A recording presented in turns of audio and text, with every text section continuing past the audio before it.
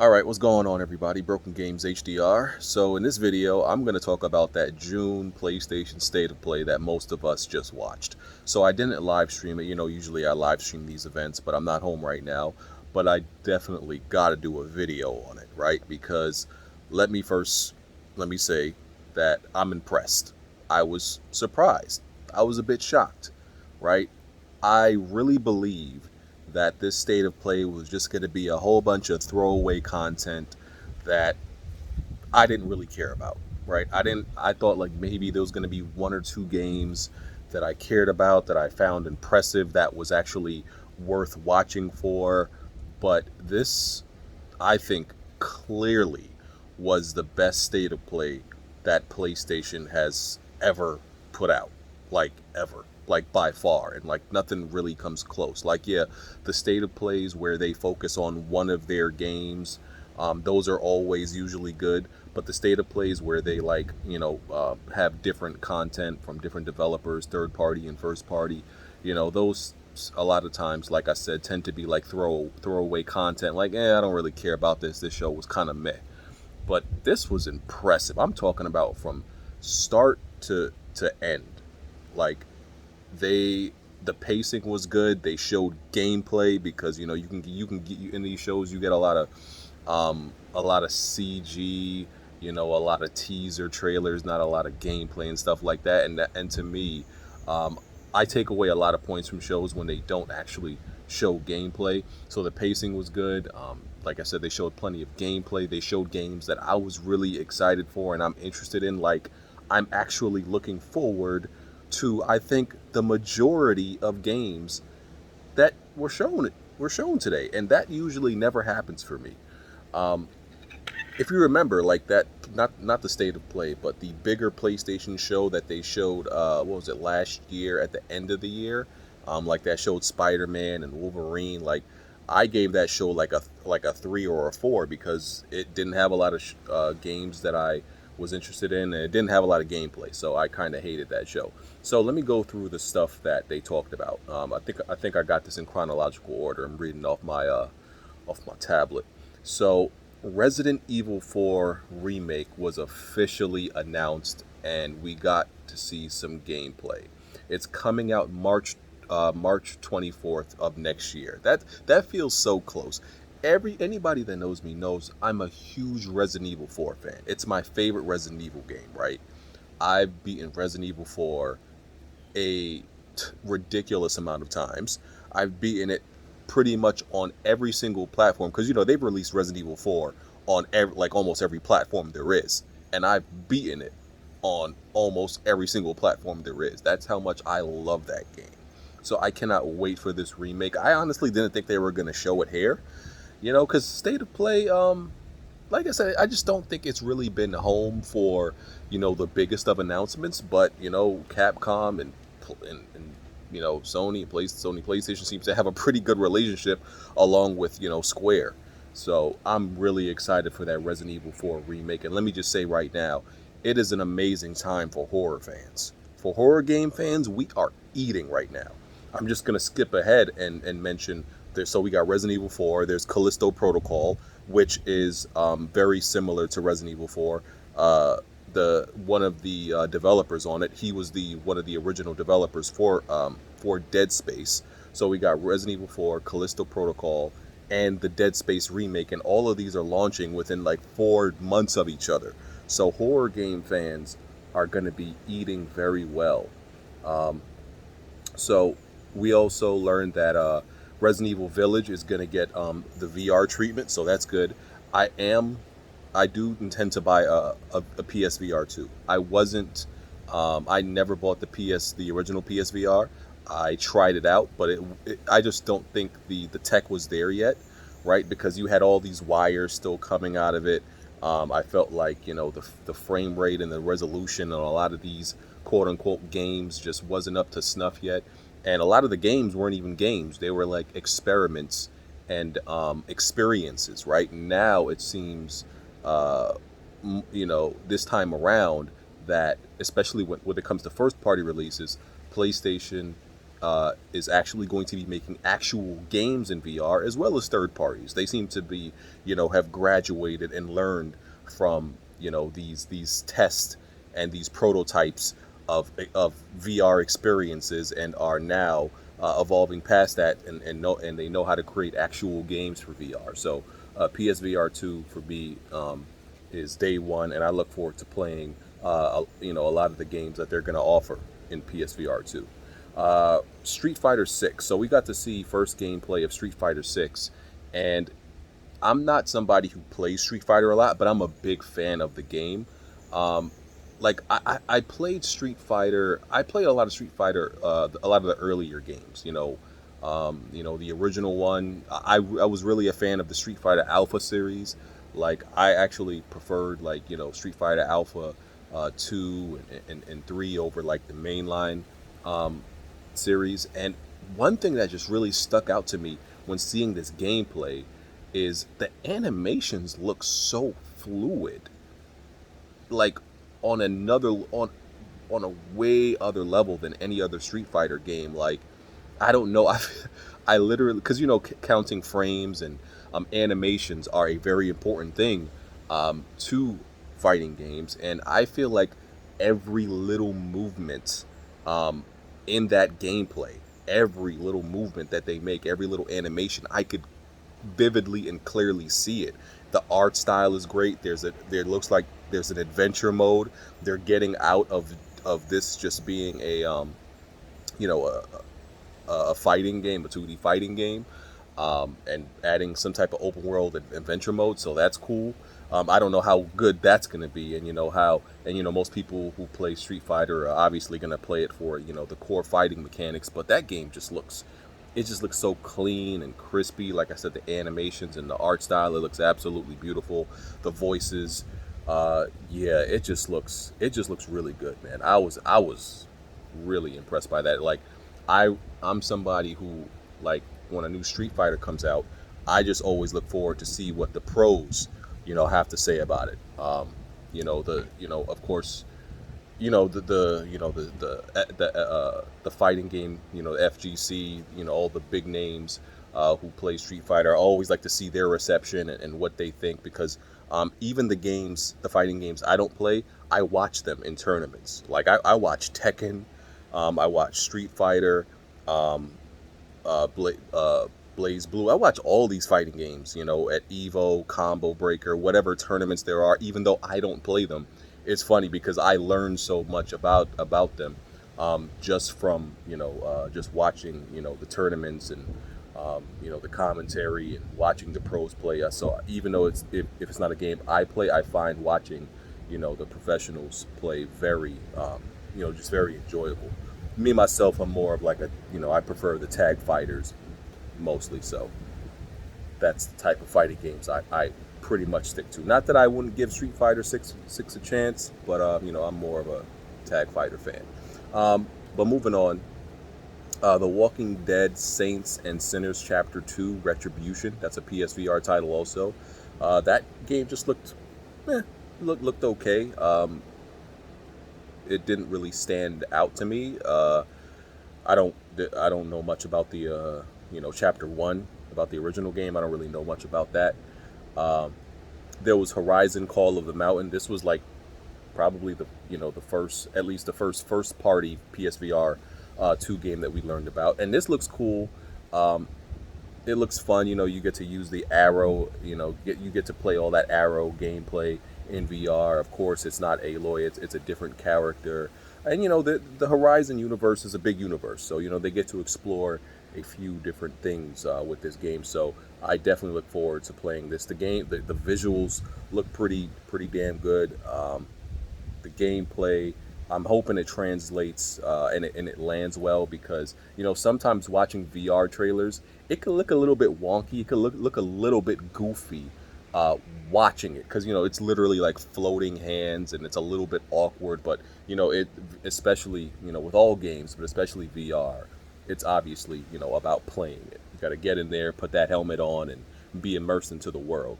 Also, Horizon Forbidden West got a update. It gets New Game Plus, some new weapons, trophies, you know, ultra hard difficulty. So I'm probably gonna re-download Horizon and beat the game all over again, you know, for these damn trophies. So that's good. Callisto Protocol, as I mentioned before, that's a December 2022 release date. I actually think that's going to get delayed. I don't believe that for a second. I believe the Resident Evil, um, and I believe the Resident Evil date and the Dead Space date, but I don't believe this Callisto Protocol. Like I I know this game isn't going to be probably as big in scale as the other two games. Like I feel like this game is going to be pretty linear, which is completely fine. And I feel like it's going to be maybe a shorter game, smaller, more tight and confined, which is like I said, completely fine. Um, and I think that's why they think they can make this December 2022 release date, but I still don't believe it. And nobody really wants to launch in December. Listen, if they launch in December, cool. I'm not going to complain, but I don't think nobody really wants to launch in December. It's not like a target date that anybody really wants to, go for. But that would be cool. That would be cool. I feel like they're kind of trying to avoid next year by that December date because they know next year is going to be pretty damn packed. The beginning of next year is starting to get packed. Stray. So the good thing about this show is we got some release dates for this summer, some stuff at the end of the year, and I would say a good amount of stuff that's beginning of next year. But we know like a lot of stuff is unconfirmed for this year, and we don't really know what to look forward to. It's looking a little bit dry in certain spots, so it's good that we got some release dates. Stray is coming out July 19th, and it's going to be a PlayStation Plus game. And yeah, it says it will be free for those subscribed to the new extra and premium tiers. Oh, I thought it was the essential tier. Interesting. So, so, so I would actually, if I wanted this game, which I obviously do, I would have to upgrade to the extra and premium tier. And my plan was to just stay at the essential tier because I don't care about all that extra stuff. So I'll probably just buy the game, a la carte and not upgrade or anything like that. But I look forward to this game. I have cats. I got two cats. I'm a cat person, and I think this game is gonna like. I think even if it wasn't in PlayStation Plus, I think this game is going to be extremely successful, simply off of the fact that like, listen, cat lovers, dog lovers, animal lovers. I'm surprised there aren't more games where you play as some type of animal because people who love animals, they're gonna go crazy for it. So I think this game is gonna be very successful. Um, I apologize if you hear any wind or background stuff. Spider-Man coming to PC August 12th. Another game in the summer. Even though this is obviously something we experienced. What is it? 4 years by now. We already experienced this 4 years ago. It still gives you something to do in the summer, something to revisit. It's looking crispy. It's going to come with all the Spider-Man, the Spider-Man DLC, and it looks good. It looks really clean. It looks really good. It's funny because yes, I buy all the PlayStation games on PC, but I have yet to actually rebeat any of the PlayStation games on PC. Um, but it's good to look at. I buy them. I buy them because I want all of them to come to PC, and it's really good to look at. So I want them to keep doing this, and I want to support it.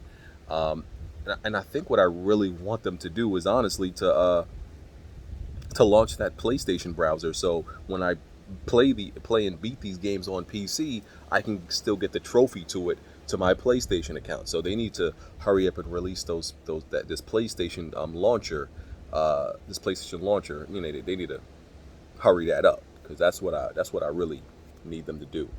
No Man's Sky is going to be in PlayStation VR. I don't really have any comments about that. I'm not really into No Man's Sky, but that game obviously we remember what that game started out as. That's one of the that that game is really one of the rare stories of a game launching terribly and then slowly over time grinding to being apparently what people consider a good game. It's one of the few stories, success stories in that way.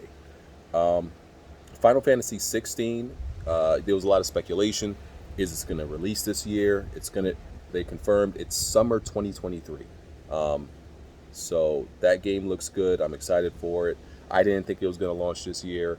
Also, we didn't get any God of War um, release date, so that's we've gotten a lot of clues that God of War is still going to release this year, like the merchandise, the ESRB rating, and a bunch of other clues that yeah, it's going to come out this year. And I still think it's like I'm leaning to like it's like a 75% chance that it's going to come out this year.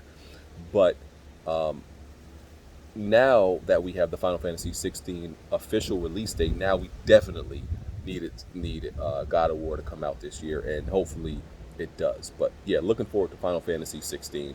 That's looking good. Was that it? No, there was a few other games that I'm not seeing on this list that I have open. There was a game. What is it? Roller drone or something like that, where it's like this game where you're skating and you're shooting, and it had like shooting mechanics. It looked like a skating. It looked like a skating. What's that game called? My Friend Pedro. That's what it looked like. A skating. My Friend Pedro, and it looked really interesting. I'm like, that gameplay looks really fun to me. That's definitely a day one. So give me 1 second. I'm pulling up a new list because that list did not have everything, I believe.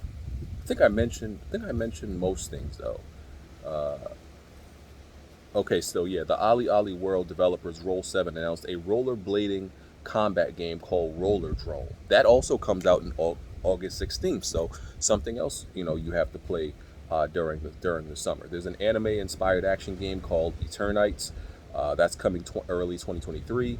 Tunic, which was previously on Xbox and PC only. That's coming September 27th. Um, and this game called Seasons uh, got a new trailer and it's coming fall 2022. So I think that's everything. I think that is everything. Let me do one more check, look at one more website just to be thorough and make sure I didn't miss anything. But I'm impressed. I'm impressed by this state of play. I would say most of the games look good, and there's a lot of games here I would actually play, and a lot of games I actually look forward to. So that is definitely a good thing. So yeah, I think I mentioned everything. I think I mentioned everything based on these lists and everything. So yeah, let me know what y'all thought, man. Were you impressed? What game, gets you, got you hyped the most? Yeah, I just, that Resident Evil 4, man. That, and there's Dead Space, Callisto Protocol, and then PSVR 2 didn't get a release date either. But I'm thinking that's still next year. I'm thinking that's definitely gonna be 2023. And there's no reason for them to force out PSVR this year. That wouldn't I don't think that makes sense. You know, so yeah, that's everything. So kudos to PlayStation. There was a lot of drama in the community earlier today, so we needed a refocus on actual games, and I'm like, PlayStation needs to drop a good show to get us back on track talking about games. And I didn't think they were actually going to do it. I was like, yeah, this is going to be some BS, but they proved me wrong. Um, so yeah, really good show. Uh, some stuff we still don't know. I'm still looking forward to their next big show. The actual big show that they usually do a little bit. I think later on in the year. Because what's crazy about this is, listen, what's most exciting about this? You got to think about it. We still have not seen really any gameplay on what all the PlayStation first party studios are working on. Think about that. Like, all the PlayStation first party studios are working on multiple projects right now, multiple, and we really haven't seen most of it. And with we got this really good show with mainly third party, and PlayStation Studios is, they got a whole bunch of shit they about to unload, whole bunch of stuff they got to show us still. So that, and I think it's gonna like factions. Y'all know, look at all the first party studios we haven't really seen. So trust me, that next show, that next big show, is gonna have a bunch of gameplay, and it's gonna have a whole bunch of new reveals and announcements. It's gonna be crazy. That's the one I look forward to, because I want to see what all of the first party studios have been working on, man. Because I think I got this feeling like it's gonna be, that like E3 2016, 2017, was it? Yeah, was it 17? Yeah, like I think it's gonna be like that again when PlayStation does their next show, because the longer they go without announcing all this stuff, the crazier the next show is gonna be. So, yeah. All right, I'm out of here. Let me know what y'all think about the show. Hit the like button. Follow me on Twitter. Um, all that good stuff. Catch y'all on the next video. Peace.